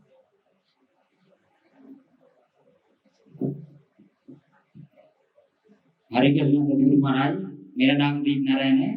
मेरा प्रश्न है, आपने बताया बुक रीडिंग करें, भगवत गीता पढ़ें, पर आज के जीवन में भगवत गीता कैसे हमारे लिए रिलेवेंस है वो समझ नहीं आता है। हम पढ़ते हैं, अर्जुन तो एक कुरुक्षेत्र के मैदान में खड़े थे तो क्लियर था कि वो कौरव है, ये पांडव है। और आज की इस कॉम्प्लिकेटेड लाइफ में हमारे सामने समझ ही नहीं आता कि कौन सही है कौन गलत है। How to decode the Bhagavad Gita? बड़ी लोगों ने 5000 साल पहले थी बोली थी, कुरुक्षेत्र में बोली थी। अर्जुन को तो फिर भी दिख रहा था इधर कौरव है इधर पांडव है, किससे लड़ना है किससे नहीं लड़ना। साथ में गाइड भी था, अपने साथ तो समझ ही नहीं आ रही, बड़ी प्रैक्टिकल सी चीज है। तो यहाँ पर इस संसार में मैंने बताया जो मटेरियलिज्म में जो ज्यादा है, और जो लोग इस संसार को सब कुछ माने बैठे हैं और इसी संसार में हर चीज ढूंढ रहे हैं, तो समझ लो सारे कौरव हैं। पांडव कौन है? ये पांडव कौन है? जो धर्म का पालन करते हैं, गीता पढ़ते हैं और अच्छे एसोसिएशन में रहते हैं, अच्छी संगति रखते हैं और जीवन में आनंद उठाना चाह रहे हैं, रियल आनंद। तो वो समझ लीजिए पांडव है। तो जो धर्म के साथ है वो पांडव है, जो अधर्म के साथ है, अधर्म मीन्स जो रिलीजियस नहीं है और जो हिपोक्रेट टाइप ऑफ लोग है, वो समझ लीजिए वो है। फिर अर्जुन जैसी सिचुएशन तो हमारी रोज आती है घर में, दुखी है, परेशान है, स्ट्रेस में है, मुंह सूखा जा रहा है, गला झुक रहा है, फ्यूचर देख ले रहा है, इनसिक्योर है, ये सारी सिचुएशन तो हमारे साथ भी है। तो अर्जुन ने कृष्ण को सरेंडर किया था, हम लोग गीता को सरेंडर कर दें या डिवोटी को सरेंडर कर दो, हमारी मदद करेंगे। तो प्रैक्टिकल लाइफ में गीता को कैसे अपनाना है, उन वैल्यूज को लाइफ में कैसे लाना है, गीता में लिखा है। और उस गीता की टीचिंग को वो साधु अपनी लाइफ में अपना रहा है। तो प्रैक्टिकल एप्लीकेशन भी है और थ्योरी भी है। तो जो इन दोनों के टच में रहेंगे तो भला होगा ही होगा। ठीक है, चिंता नहीं, पढ़ना शुरू करो। Yes, thank you. Let's have a huge round of applause for the great patient. I'll give you a very brief outline की जो प्रभु जी ने पूरे लेक्चर में बताया। I'll try to summarize all this in just 60 seconds. आप देखिए, पानी पीना थोड़ा सा बॉटल है, साफ है। प्रभु जी ने पहले बताया what is the scenario of the whole society. इसको गर्म पानी बहुत है, खोल ही नहीं पाया। क्या-क्या प्रॉब्लम है, ऊपर से कवर ना, और रेप के केसेस बढ़ रहे हैं और पॉर्न एडिक्शन बढ़ रहा है, अल्कोहल एडिक्शन बढ़ता जा रहा है। फिर प्रभु जी ने थोड़ा इसके सॉल्यूशंस को टच किया। उसके बाद प्रभु जी ने बताया कि अगर चेंज की बात कर रहे हैं तो ये चेंज होगा कैसे। ये चेंज किसी के ऊपर हम फोर्स कर सकते हैं? नहीं कर सकते। प्रभु जी ने बताया कि सबसे पहले हमें क्या करना है, एरोप्लेन वाले एग्जांपल से, कि पहले खुद को बचाएं फिर दूसरों को बचाएं। एक और एग्जांपल दिया था प्रभु जी ने, किसी रास्ते के अंदर कांटे हैं तो सारे कांटे में साफ करके कारपेट बिछाना चाहिए या शूज पहन लेना चाहिए। तो प्रभु जी ने इन शॉर्ट ये बताया कि be the change you want to see. हमें जो चेंज देखना चाहते हैं दूसरों के अंदर, वो हमें क्या करना है, खुद के अंदर करना है। किस प्रकार से प्रभु जी ने बताया कि हमें सरेंडर करना है अर्जुन की तरफ। और अभी प्रभु जी ने दोबारा से बताया कि हमें किसको सरेंडर करना है, कौन कौरव है कौन पांडव है। क्लियर हो गया सबको, कौन कौरव है कौन पांडव है। और हमें ये जो सबसे अल्टीमेट ज्ञान है वो मिलेगा भगवत गीता के ज्ञान द्वारा। और 3 प्रकार के माइंडसेट बताए प्रभु जी ने। कौन सा बताया सबसे पहला, जल्दी बताइए, no need to raise hand. सबसे पहला माइंडसेट कौन सा माइंडसेट? रिक्शा वाला, खड्डे वाला एग्जांपल दिया था। नंबर 2 मर्सिडीज वाला, जिसमें ज्यादा फील नहीं होता। और नंबर 3 प्लेन वाला, क्रिकेट मैच वाले भी एग्जांपल दिए प्रभु जी ने। ठीक है, so these are the 3 type of mindset. इसमें सबसे बेस्ट माइंडसेट कौन सा है? प्लेन वाला। फिर प्रभु जी ने 3 बार स्ट्रेस किए एबीसी के ऊपर। ए स्टैंड्स फॉर एसोसिएशन। किसका एसोसिएशन? नेटफ्लिक्स का, डिवोटीज का। B stands for Bhagavad Gita. पढ़िए, शेल्फ पे रख लो, घर में अगरबत्ती कर लो। क्या करना है भगवत गीता का? पढ़ना उसे क्या करना है? पढ़ना है। कई लोगों के घर में सजी रहती है, 20 साल से सजी, रोज आरती करते हैं, लाल कपड़े पहनते हैं। हमें पढ़ना है, उसे पढ़ना है, डिस्कस करना है, डिवोटीज के साथ डिस्कस करना है। And C stands for chanting. और डी स्टैंड्स फॉर, वो प्रभु जी हमें बताएंगे थोड़ी देर बाद। इसके अंदर डी भी है, थोड़ी देर बाद आपको पता लगेगा। Okay, so this was a short summary प्रभु जी। I think I summarized the whole concept. Thank you so much.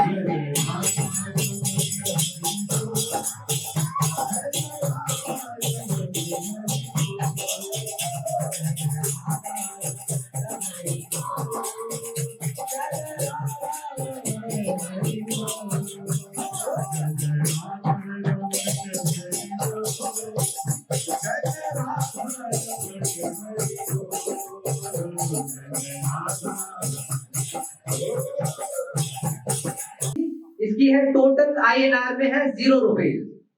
कुछ ये बड़े दुख की बात है, पर इसकी एक फीस है। इसकी फीस है आपकी कमिटमेंट कि आप अपना समय दें। ऐसे ही भी हिंदुस्तान में देखिए डोंट माइंड फ्री का चंदन ऐसे चलता रहता है, पर हमें ऐसे नहीं करना। जैसे आप लोग माता जी ने भी कहा था कि आप लोग सीरियस लॉट, आप ड्रीम है जिन लोगों ने सैटरडे इवनिंग अपना टाइम निकाला, तो इसके लिए do you have registration team outside too? Do you have registration team? Okay, just outside. तो we have a registration team. जैसे ही आप गेट के बाहर जाएंगे वो अटैक कर देंगे आपके ऊपर, ठीक है? आपको रजिस्टर कराना है, फोर्स नहीं करेंगे, लेकिन आपको अपने अंदर, जैसे प्रभु जी ने बताया, माता जी ने बताया, हमारे 3 स्पीकर ने घूम फिर के मोटा मोटा आज यही बताया कि आपको ABC सबसे इंपॉर्टेंट आपको क्या करना है, एसोसिएट करना है। तो ये एसोसिएट करने की गोल्डन अपॉर्चुनिटी है, क्योंकि आप सब लोग काफी चार्ज अप है। किसी ने एक क्वेश्चन भी पूछा था कि हम काफी चार्ज अप होते हैं लेकिन फिर बाहर जाते हैं तो फिर हमारी बैटरी डाउन हो जाती है। तो हमें क्या करना है, फोन को जैसे हम रेगुलरली चार्ज करते हैं तभी वो परफॉर्म करता है। तो you need regular charging of your spiritual intellect. उसी का माध्यम है हमारा ये DYS प्रोग्राम, जिसका नाम है डिस्कवर योर सेल्फ। और हमारा ये आह्वान मंथली फेस्टिवल और मेगा यूथ फेस्टिवल एनुअल वो सब कुछ चलता रहेगा, ठीक है? Without any further ado, I would like to call grace Keshav Rai ji, जो अब हमें ABC के बाद बताएंगे डी क्या है। ये बड़ी मिस्ट्री है, डी कंपनी है, तो रोजी हमें बताएंगे डी का अर्थ क्या होता है। Can we have the D, we have the team ready? Hare Krishna.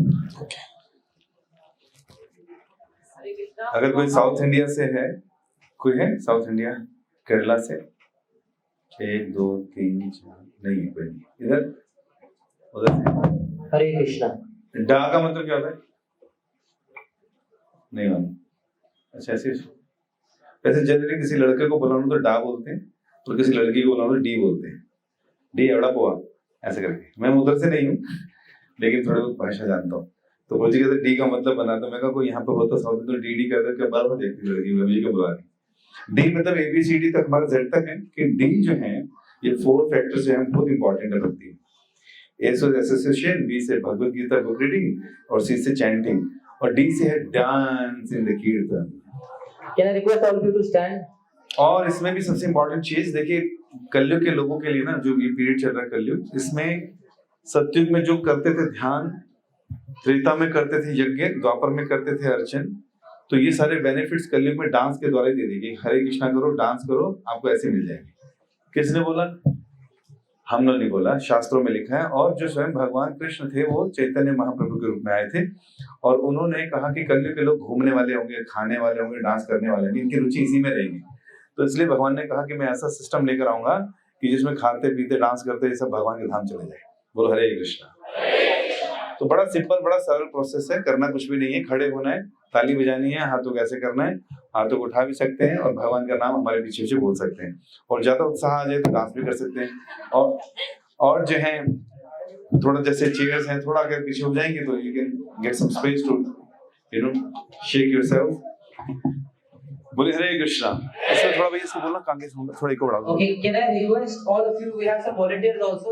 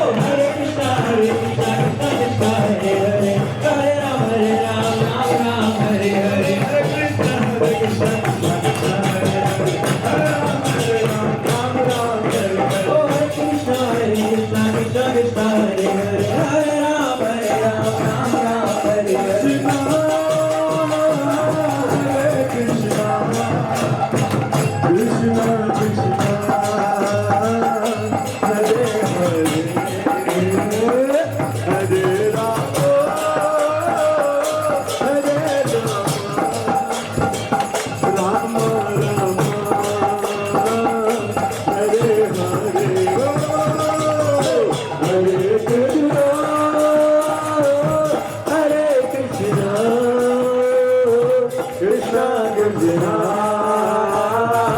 Hare Hare Hare Rama Hare Rama Rama Rama Hare Rama Hare Krishna Krishna Krishna Hare Hare Hare Rama Rama Rama Hare Hare Krishna Krishna Krishna Hare Hare Hare Rama Rama Hare Hare Hare Krishna Krishna Krishna Hare Hare Hare Rama Rama Hare Hare Krishna Krishna Krishna Hare Hare Hare Rama Rama Hare Hare Krishna Krishna Krishna Hare Hare Hare Rama Rama Hare Hare Krishna Krishna Krishna Hare Hare Hare Rama Rama Hare Hare Krishna Krishna Hare Hare Hare Rama Rama Hare Hare जब तक तुम्हारे पैर चलेंगे तब तक कीर्तन चलेगा। ऐसा नहीं, तुम्हारे चलते रहेंगे। हम लोग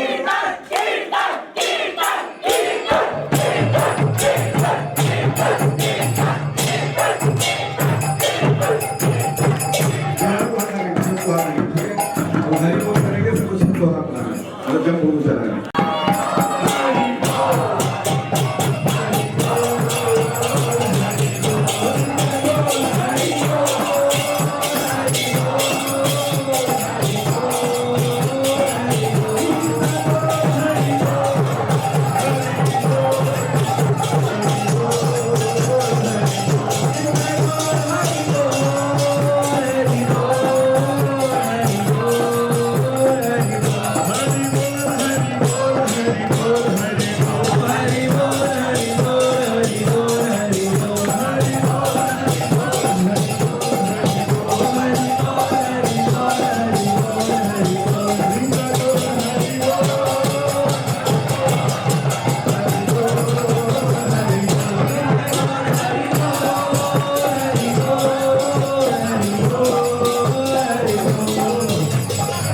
कई भक्तों के सारे पाप गिर गए नीचे, पाप गिरने चाहिए।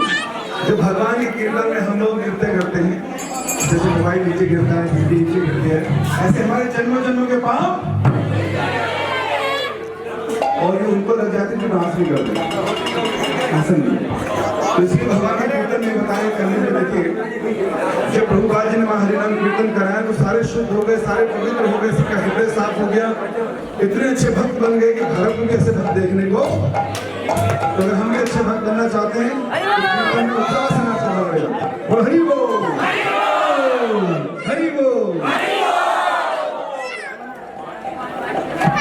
हरे कृष्णा